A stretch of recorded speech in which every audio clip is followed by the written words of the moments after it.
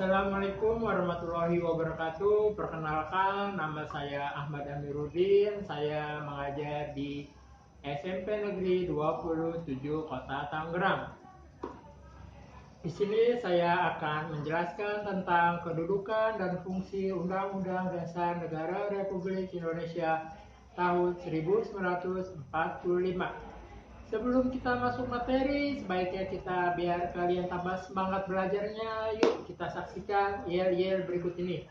Biar kalian tambah semangat tentang kedudukan dan fungsi Undang-Undang Dasar Negara Republik Indonesia tahun 1945. Yuk kita saksikan yel-yel. PPKN, satu nusa, satu bangsa, satu bahasa. Jayalah Indonesiaku, Allahu Akbar. Kalian udah menyaksikan yel-yel PPKN, tentunya kalian tambah semangat lagi dong untuk belajarnya. Yuk, di sini saya akan menjelaskan apa sih tujuan dari pembelajaran kedudukan dan fungsi Undang-Undang Dasar Negara Republik Indonesia tahun 1945. Yang pertama, tujuannya menjelaskan pengertian dasar negara. Yang kedua, menjelaskan kedudukan dan fungsi Pancasila sebagai dasar negara. Yang ketiga, menjelaskan arti penting Pancasila sebagai dasar negara. Oke, jadi tujuan pembelajaran kita adalah tentang kedudukan dan fungsi Undang-Undang Dasar Negara Republik Indonesia tahun 1945. Sebelum kita masuk materi tentang perundang-undangan, kita sebelumnya harus lebih paham dulu tentang apa sih itu Undang-Undang Dasar Negara Republik Indonesia tahun 1945 atau juga konstitusi. Ya. Di sini konstitusi dari bahasa Latin disebut juga consunet. Oke. Biar kalian lebih jelas atau kalian lebih pahami tentang pembelajaran PPKN kali ini, kalian bisa lihat video berikut ini tentang Perundang-Undang Dasar Negara atau disebut juga konstitusi. Pemahaman konstitusi atau Perundang-Undang Dasar Negara Republik Indonesia. Jadi kalian insya Allah Bapak minta kalian setelah menyaksikan video berikut ini, kalian bisa kasih kesimpulan dari video berikut ini. Yuk kita saksikan sama-sama tentang video pemahaman Perundang-Undang Dasar Negara Republik Indonesia tahun 1945.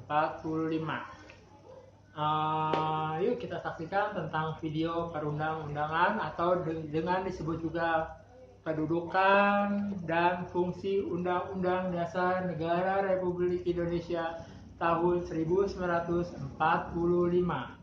Yuk kita saksikan video berikut ini. Kali ini kita akan membahas mengenai fungsi dan kedudukan Undang-Undang Dasar 1945 dalam sistem hukum nasional. Sebelumnya kita harus paham dulu apa itu Undang-Undang Dasar atau konstitusi. Nah, di pembahasan ini kita akan kuliti satu persatu. Konstitusi berasal dari bahasa Latin yang dikenal dengan constituante atau undang-undang dasar, yang artinya adalah sebuah norma sistem politik dan hukum yang dibentuk oleh negara. Konstitusi terbagi atas dua. Yang pertama adalah konstitusi tertulis, yaitu sebuah aturan pokok dasar negara, bangunan negara, dan tata negara yang mengatur kehidupan suatu bangsa di dalam persekutuan hukum negara. Dan yang kedua adalah konstitusi tidak tertulis. Konstitusi tidak tertulis disebut juga dengan konvensi, yaitu sebuah kebiasaan ketatanegaraan yang sering timbul dalam sebuah negara. Sebagai contoh adalah konvensi dalam ketatanegaraan Indonesia. Antara lain pengambil keputusan di MPR berdasarkan musyawarah untuk mufakat. Setelah kita membahas mengenai konstitusi tertulis dan tidak tertulis, sekarang kita masuk ke dalam konstitusi dasar kita, yaitu Undang-Undang Dasar 1945. Undang-Undang Dasar 1945 adalah hukum dasar tertulis atau basic law, yaitu sebuah konstitusi pemerintahan negara Republik Indonesia. Dikatakan Undang-Undang Dasar ini sebagai Undang-Undang Dasar 1945 ya karena dibuat pada tahun 1945. Sumber hukum dasar tertulis dan sumber hukum peraturan tertulis serta sumber hukum tertinggi dari segala peraturan perundang-undangan yang ada. Inilah Undang-Undang Dasar 1945, Konstitusi Dasar Negara kita. Undang-Undang Dasar 1945 memiliki sifat-sifat tersendiri. Yang pertama, tertulis. Artinya rumusannya jelas karena merupakan suatu hukum yang mengikat pemerintah sebagai penyelenggara negara maupun mengikat bagi setiap warga negara. Yang kedua, singkat dan supel. Artinya memuat aturan-aturan, yaitu memuat aturan pokok yang setiap kali harus dikembangkan sesuai dengan perkembangan zaman, serta memuat hak asasi manusia. Yang ketiga, memuat norma dan aturan, serta ketentuan yang harus dilaksanakan secara konstitusional. Artinya, di dalamnya terdapat berbagai norma-norma atau aturan, serta ketentuan yang harus dilaksanakan secara konstitusional dan dipatuhi oleh semua warga negara sebagai aturan dasar bagi peraturan perundangan lainnya. Sejarah lahirnya Undang-Undang Dasar 1945 dimulai dengan adanya masa sela sidang BPUPKI pertama atau Dokuritsu Junbi Hosakai atau setelah pembahasan rancangan dasar negara Indonesia Merdeka dan sidang BPUPKI kedua. BPUPKI yang diketuai oleh Rajiman Weddiodiningrat membentuk sebuah panitia kecil yang disebut dengan Panitia 9 yang diketuai oleh Insinyur Soekarno dan Wakil Ketua Dr. Andes Muhammad Hatta. Dengan tugas bertanggung jawab atas perumusan atau pembentukan dasar negara dan memberi saran atau usulisan serta tulisan, juga membahas atau merumuskan dasar negara. Panitia 9 ini kemudian menghasilkan sebuah kesepakatan yang disebut dengan Piagam Jakarta atau Jakarta Charter yang lahir pada tanggal 22 Juni 1945. Yang kemudian hari menjadi cikal bakal dari dasar negara kita, Undang-Undang Dasar 1945. Kemudian pada sidang BPUPKI kedua pada tanggal 10-17 Juli 1945 dilakukan sebuah perumusan Undang-Undang Dasar. Dan pada tanggal 13-15 Juli, panitia perancang undang-undang merancang, membicarakan, dan membahas Undang-Undang Dasar. Di tanggal 16 Juli 1945, naskah Undang-Undang Dasar 1945 diterima dengan bulat. Hingga pada sidang PPKI atau Dokuritsu Junbi Inkai yang terjadi pada 18 Agustus 1945, disyahkanlah Undang-Undang Dasar 1945 menjadi dasar negara Indonesia beserta dengan Pancasila. Nah, sekarang sudah paham kan bagaimana Undang-Undang Dasar 1945 itu terbentuk? Tidak terlepas dari jasa para pahlawan pendiri bangsa kita terdahulu. Sekarang kita bahas mengenai bagaimana Undang-Undang Dasar 1945 dari mulai awal lahir sampai sekarang. Sejak pertama kali lahir, Undang-Undang kita telah mengalami 4 kali perubahan atau amandemen yang ditetapkan dalam sidang umum dan sidang tahunan MPR. Amandemen pertama yaitu pada sidang umum MPR pada tanggal 4 sampai 21 Oktober 1999. Kemudian pada tahun berikutnya dilakukan lagi sidang tahunan MPR yang juga mengamandemen Undang-Undang Dasar kita pada tanggal 7 sampai 18 Agustus 2000. Tahun berikutnya lagi dilakukan lagi sidang tahunan MPR untuk mengamandemen Undang-Undang Dasar kita pada tanggal 1 sampai 9 November 2001. Dan yang terakhir adalah pada sidang tahunan MPR tanggal 1 sampai 11 Agustus 2002. Jadi dari mulai tahun 1999 sampai ke 2002 berturut-turut Undang-Undang Dasar 1945 mengalami 4 kali perubahan atau amandemen. Lalu apa sih makna Undang-Undang Dasar 1945 dalam sistem hukum nasional kita? Nah, yang pertama adalah sebagai dasar negara kita. Kemudian yang kedua, UUD 1945 merupakan sebuah sumber hukum tertinggi, yang artinya UUD 1945 menjadi landasan dan sumber utama dalam membuat peraturan perundangan di bawahnya. Apa aja peraturan yang ada di bawahnya? Itu yang pertama ada TAP MPR, ada undang-undang atau Perpu, ada peraturan pemerintah, ada Perpres, Permen, Perda, dan lain-lain. Dan yang ketiga adalah acuan dalam membuat peraturan perundangan lainnya. Jadi dalam membuat peraturan-peraturan yang tadi, MPR, undang-undang atau Perpu, PP, Perpres, itu harus mengacu pada UUD 1945 dan tidak boleh saling bertolak belakang. Artinya tidak boleh bertolak belakang dengan UUD 1945. Peraturan-peraturan yang ada di bawah UUD 1945 tadi disebut juga dengan produk perundangan, dan kita akan membahas lembaga pembuatnya juga. Yang pertama adalah ketetapan MPR atau TAP MPR yang membuat tentu saja MPR. Yang kedua adalah undang-undang yang membuat adalah pemerintah bersama DPR, dan Perpu yang membuat adalah pemerintah dengan mengajukan kepada DPR. Yang ketiga adalah peraturan pemerintah atau PP yang membuat adalah pemerintah atau presiden.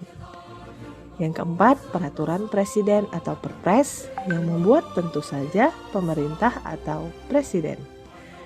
Yang kelima, peraturan daerah provinsi yang membuat adalah gubernur bersama dengan DPRD provinsi. Dan yang terakhir adalah peraturan daerah kabupaten atau kota yang membuat adalah bupati atau wali kota bersama dengan DPRD kabupaten kota. Nah, peraturan-peraturan tadi tentu saja memiliki hierarki atau jenjang. Menurut Undang-Undang Nomor 12 Tahun 2011 tentang pembentukan peraturan perundang-undangan, peraturan perundang-undangan ada hierarkinya. Nah, kita mulai dari yang paling ujung atas adalah UUD 1945. Di bawahnya TAP MPR. Di bawahnya undang-undang atau Perpu. Di bawahnya lagi peraturan pemerintah atau PP. Kemudian di bawahnya peraturan presiden atau Perpres. Dan yang paling bawah adalah peraturan daerah atau Perda, baik Perda provinsi dan mengikuti Perda kabupaten atau kota. Jadi mengerti ya, dari mulai atas sampai ke bawah. Dari tingkatan paling bawah harus mengacu pada tingkatan yang paling atas dan tidak boleh saling bertentangan. Sekarang ayo kita coba ilustrasikan bagaimana UUD 1945 bisa menjadi sumber hukum tertinggi kita. Nah, kenapa sih UUD 1945 itu dikatakan sebagai sumber hukum tertinggi?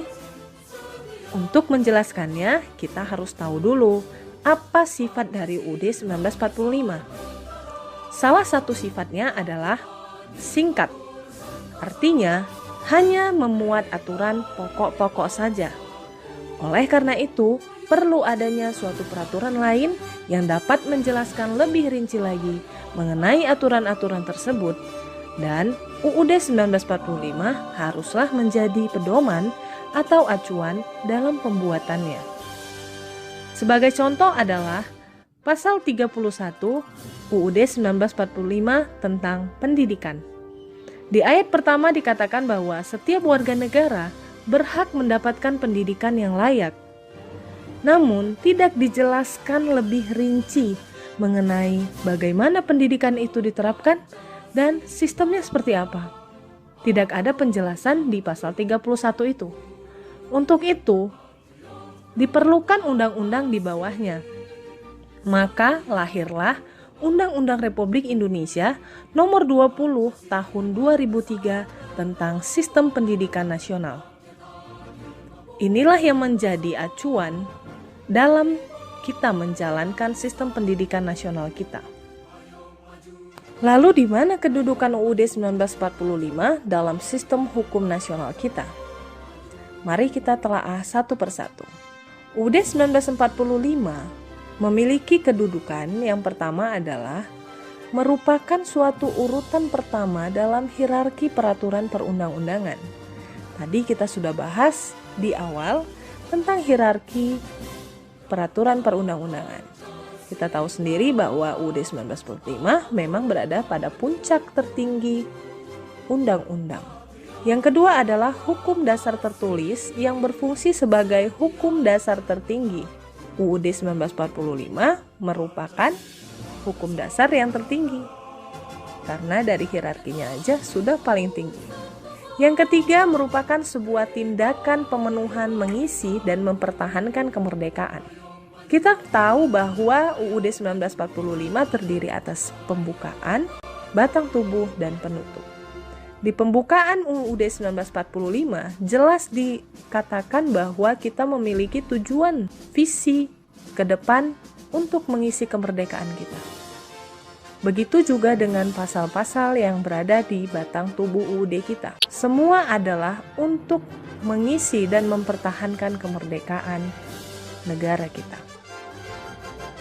Yang terakhir adalah suatu wujud untuk memenuhi kemandirian suatu negara tertib dan teratur.